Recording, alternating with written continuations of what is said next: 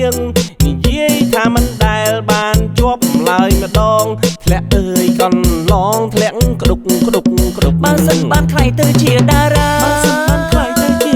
មិនដឹងថាអចាមិនទេណា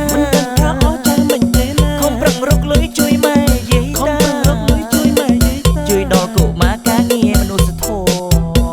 ចាំមើលខ្ញុំនេះប៉ុនបត់ខ្លួនឯងវិញម្ដងមើលចង់បានបត់ផ្ទុះបឹង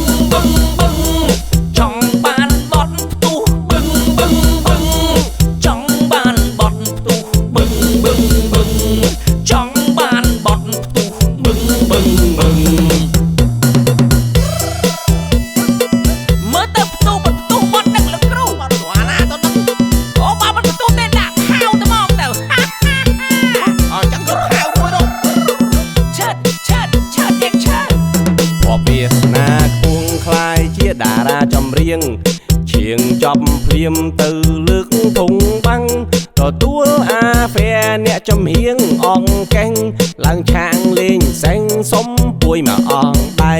បានជួបលោកគ្រូអាយដុលតារាអំភើបអស់ចាបេះដូងបុកបឿសុំឲ្យគាត់ជួយនីពុនបត់ឲ្យទុំគាត់ថាបានសំហែចាំជាតិខោបើសិនបានខ្លាយទៅជាតារាមិនដឹងជាអចាមិនទេណាខំប្រឹងរកលុយជួយម៉ែយាយតាជួយដល់កុមារការងារមនុស្សធម៌ចាំមើលខ្ញុំនេះប៉ុនបត់ខ្លួនឯង